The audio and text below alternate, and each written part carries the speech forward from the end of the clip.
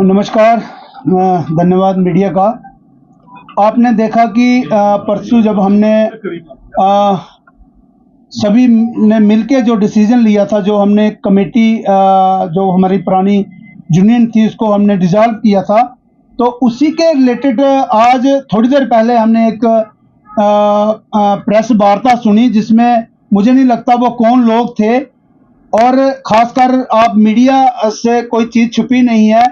आज वो बहुत सारी बातों का वो क्लेम कर रहे थे, तो मुझे लगता है कि देखा होगा जब भी हमारी कहीं एजिटेशन होती है, ट्रांसपोर्टरों के रिलेटेड अगर कोई मांग होती है, तो क्या वो लोग कहीं हमारे साथ दिखे? आज वो क्लेम करते हैं और समर्थन में आते हैं अजीत सिंह जी के, और मैं कुछ तथ्य आपके सामने लाऊंगा, क्योंकि वहाँ इल्जाम लगाए जा रहे थे कि इन कुछ ग्रुपों की इलेक्शंस नहीं हुई। तो मैं और कुछ चीजें मैं सामने जरूर लाऊंगा, क्योंकि हमारे जब ये सरदार अजीत सिंह जी चेयरमैन बनाए गए थे, क्योंकि वो भी एक थोपा हुआ फैसला था, हेलीकॉप्टर के जरिए वो यहाँ पहुंचे थे, मगर अब 23 में हमारी जितनी हमारे ग्रुपों की यूनियन थी वो सारी रजिस्टर्ड हुई हैं, वो सोसाइटी और खासकर लेबर कमिश्नर के तहत। तो मैं ये सामने लाऊंगा, अगर किसी को शक है जे हमारी 23 में बनिहाल ग्रुप की है, और उसी तरह सभी ग्रुपों के ये सर्टिफिकेट्स हैं, और जब भी कोई इलेक्शन होती है तो खासकर जब रजिस्टर्ड बॉडी होती है, तो तब से आगे जो भी पीरियड होता है यूनियन का, चाहे वो 2 साल का है चाहे वो 3 साल का है, तब से ये शुरू होती है। तो मुझे लगता है ये लोग गलतफहमी में थे कि ये, हाँ, पहले क्या होता था जब ये अनरजिस्टर्ड बॉडी थी, तो हमारा एक नेता जैसे टीएस वजीर साहब थे, उनको हमने घर का एक मुखिया हमारे थे वो, क्योंकि उन्हें आपने देखा वो लड़ते थे सरकार से, मगर अब वैसा नहीं हो रहा। दूसरा आप देखिए, अब वो एक इल्जाम और लगा रहे थे कि सरदार अजीत सिंह इलेक्शन करवाने लगा तो उनको निकाल दिया। तो मैं ये आपको एक मेमोरेंडम ये रेजोल्यूशन में दिखाऊंगा। ये है हमारा 13/7/2023, जिसमें अजीत सिंह का हमारी यूनियन में कोई लेना देना नहीं। और ये जो चेयरमैन की पोस्ट है, मैं आपको बताना चाहूंगा, एक डम्बी पोस्ट होती है। सिर्फ वजीर साहब को हमने घर का बड़ा, जैसे हमने उंगली पकड़ के उनके साथ काम किया है, उनको बड़ा बनाया था। चेयरमैन किसी की इलेक्शन नहीं करवा सकता, चेयरमैन के रूल प्रधान इलेक्शन करवाते हैं ताकि वो हमारा मुखिया बने, क्योंकि वो खुद कोई कहीं जीता हुआ वो शख्स नहीं है। तो ये खुद उनसे हमने रेजोल्यूशन डलवाया था, आप देखिए। और ये पीछे साइन है, इसमें साफ तौर पे लिखा गया है कि मेरा किसी ग्रुपों से, मेरा किसी इलेक्शन से कोई लेना देना नहीं है, ना ही मेरे पास कोई पावर है कि मैं इलेक्शन करवा सकता हूं। देखो कौन सी बात बीच में आ गई कि वो इलेक्शन की बात की थी, और चेयरमैन साहब कल चेयरमैन साहब जम्मू में थे, आज वो बता रहे हैं जी वो कश्मीर में थे, जो लोग बैठे हुए थे कि हमें पता चला। तो ये गलत बात है।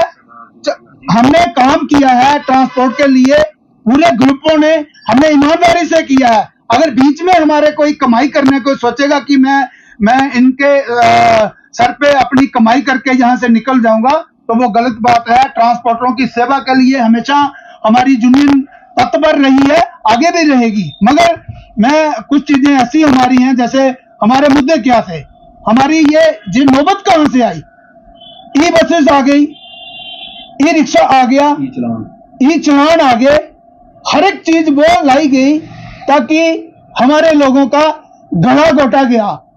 और आप ये भी देखिए कि जो पीछे आपने देखा 3 हमारी बड़ी रैलियां प्रधानमंत्री साहिबान की हुई, हमारा करोड़ों रुपया उसमें फंसा हुआ है। हमने क्या करना उस बंदे को जो बोलता है कि मेरा सरकार में हाथ है, आज बगैर पैसे के हमने गाड़ियां दिया। वो भी आप देखिए, एक तरफ ये लोग बोल रहे हैं कि इलेक्शन होनी चाहिए, लानत है उन लोगों पर। हमने कुछ पैसा हमने अपनी जेब से दिया हुआ है, फंड्सों से हमने लोन पे पैसे लेके हमने लोगों को पैसे दिए, मगर हमारी कोई सुनवाई नहीं हुई इन साल 1.5-2 साल में।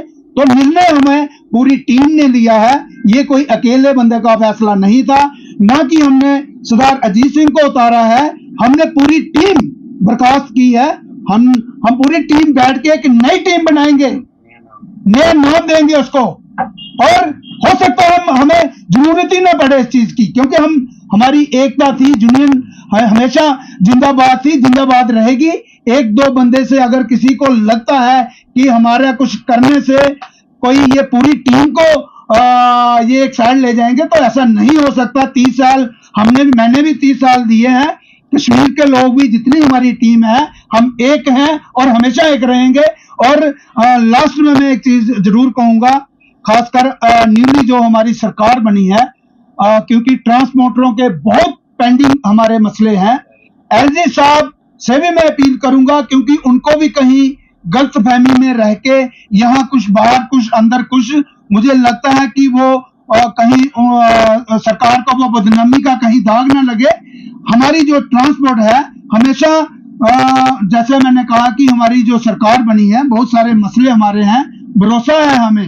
हाँ, अगर ये हमें कोई तोहमत लगाते हैं कि ये लोग सरकार के हैं, तो बाद हमारी टीम एक मेमोरेंडम सरकार को देगी।